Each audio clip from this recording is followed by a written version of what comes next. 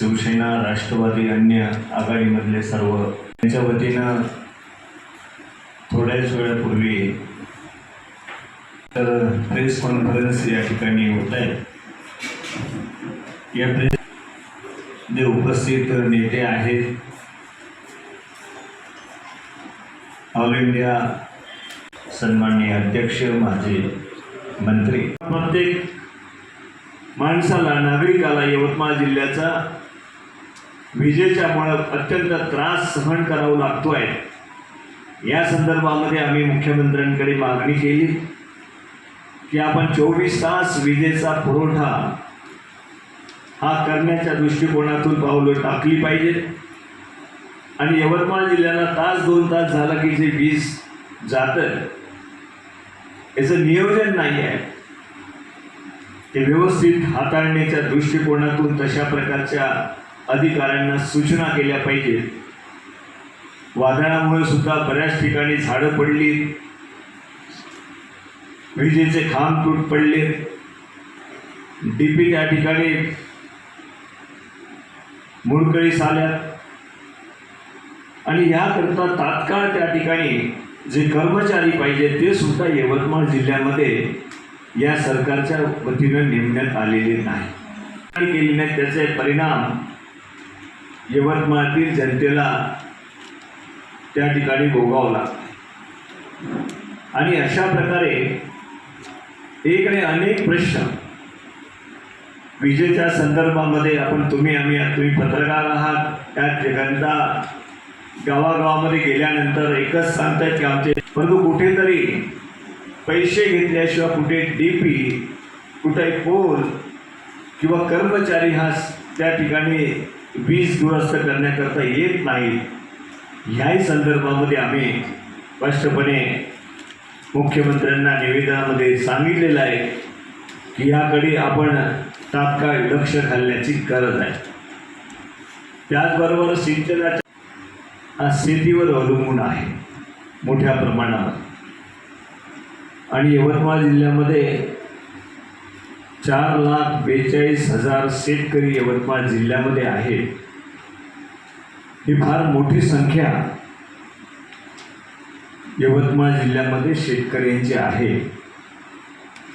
9 लाखाच्या वर 9 लाख हेक्टरच्या वर शेती या ठिकाणी पिकाखाली घेतल्या जातं, परंतु आज खरीप हंगाम सुरू होणे शेतकरी संभ्रम अवस्थेमध्ये आहे की बियाण्याच्या संदर्भामध्ये मोठ्या प्रमाणामध्ये ही अधिक किमतीनं शेतकऱ्यांना विकल्या जाईल,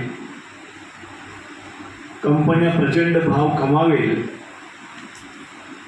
त्याचा तुटवडा निर्माण करेल, अशा प्रकारची शेतकऱ्यांच्या मनामध्ये जी भीती आहे। त्याचबरोबर रासायनिक खतं असतील किंवा शेतीला लागणारी औषधी असतील, या सगळ्याच औषधीच्याही संदर्भामध्ये फार गैरप्रकार होईल। शेतकऱ्यांना रास्त भावाने आणि पुरेसा खतांचा आणि औषधींचा पुरवठा होणार नाही, म्हणून शेतकरी हंगाम जवळ आला आणि पाऊस देशाच्या बॉर्डरवर केरळला आला।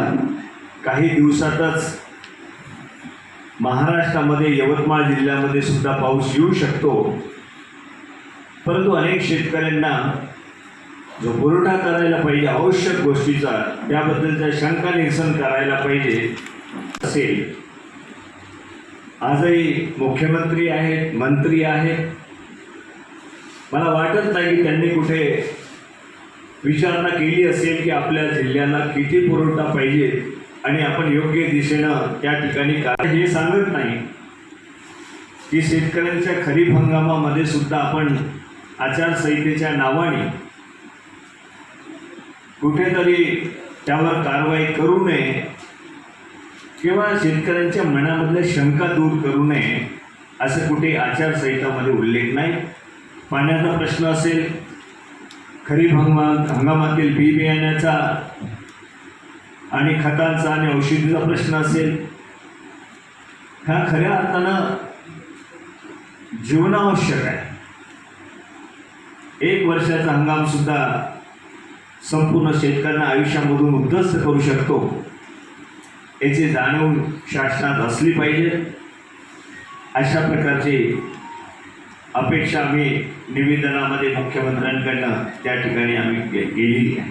तर या महिन्यामध्ये सर्व जी मोठी धरणं असेल, अरुणावती असेल, नसणी धरण असेल, बेंबळा असेल किंवा अन्य मध्यम प्रकल्प असतील, सिंचनाच्या संदर्भामध्ये त्यांची देखभाल आणि दुरुस्ती हे करण्याची जबाबदारी ही शासनाकडे, अधिकाऱ्यांकडे आहे, पण त्याकडे सुद्धा पूर्णपणे दुर्लक्ष आहे. या संदर्भामध्ये संजय भाऊ देशमुख यांनी अरुणावतीचा प्रश्न की गाळ साचलेला आहे कॅनॉलमध्ये, ते काढल्या जात नाही आहे.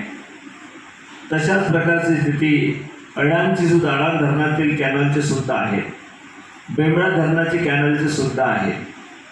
आज जर आपण त्यामधून साफ केली नाही कॅनॉल, तर शेतकऱ्यांना पाणी असूनही पाणी मिळणार नाही. याकरता सिंचनाच्या संदर्भामध्ये सुद्धा लक्ष घातलं पाहिजे, ही मागणी आहे. आता प्रश्न आता एक भयंकरच आहे. त्या ठिकाणच्या अनेक गावांना त्या ठिकाणी पाणी मिळालं. आपल्या यवतमाळ शहराची अमृत योजना किती वर्षपर्यंत पुरेसं पाणी आणि जे मिळणारं पाणी लोकांपर्यंत पोहोचेल, त्याबद्दल काहीही लोकप्रतिनिधींना देणं घेणं नाही. ते आपल्या सत्तेमध्ये, निवडणुकीमध्ये मशगूल आहेत, परंतु असं कुठेच नाही आहे की शासन त्या ठिकाणी हे महत्त्वाच्या आवश्यक गोष्टी आचारसंहितेमुळे करू शकत नाही.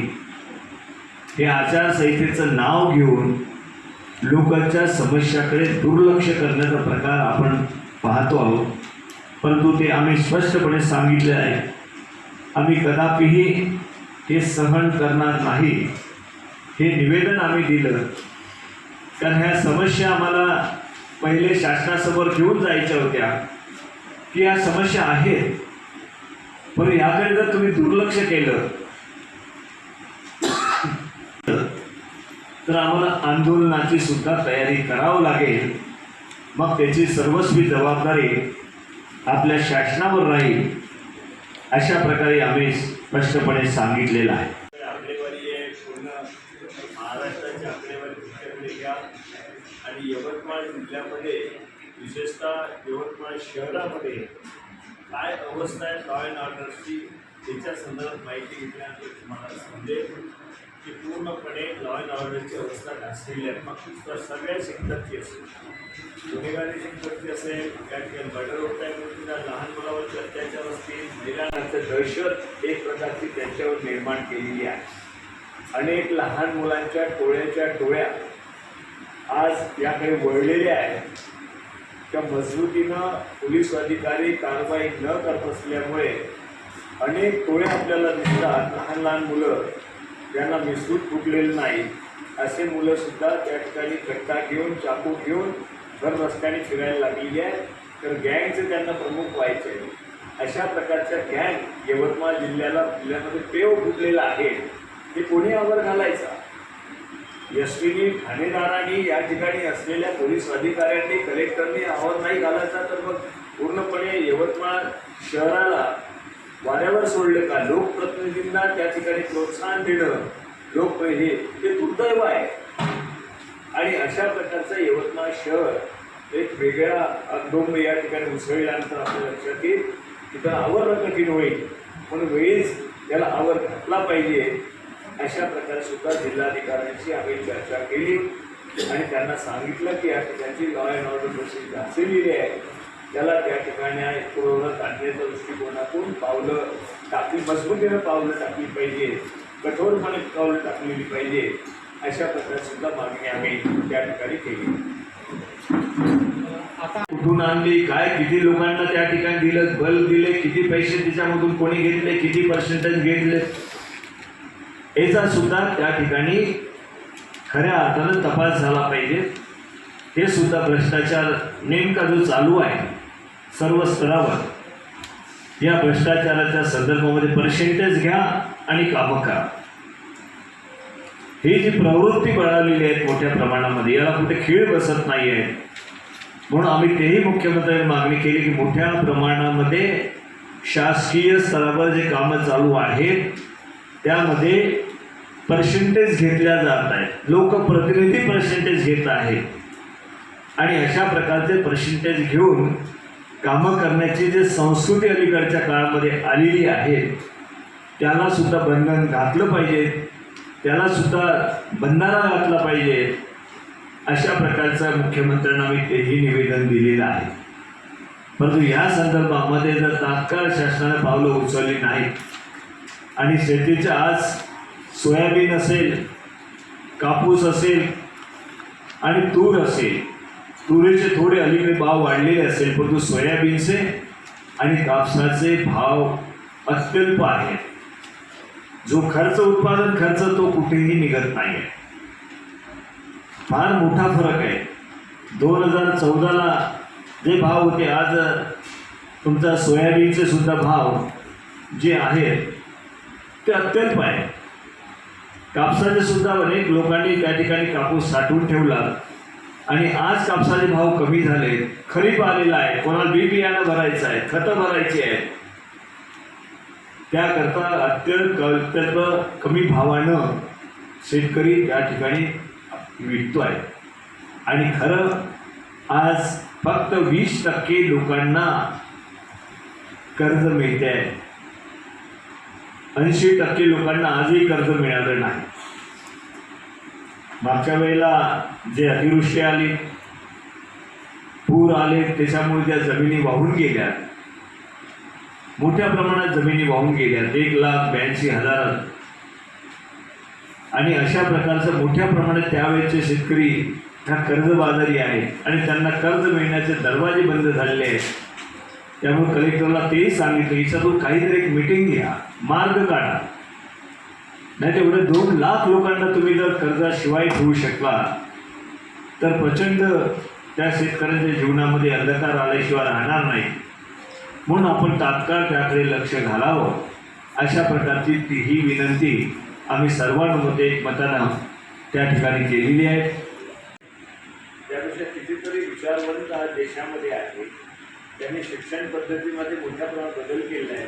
सर्वांना घेऊन या देशाची शिक्षण पद्धती चालली पाहिजे.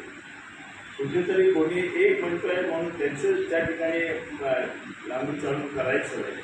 मला तरी वाटते की आपल्या संविधानाच्या दृष्टिकोनातून जे चाकोरी आहे त्या चाकोरीमध्ये सर्वांना सोबत घेऊन चालण्याची भूमिका ही सगळ्या क्षेत्राकरता असली पाहिजे.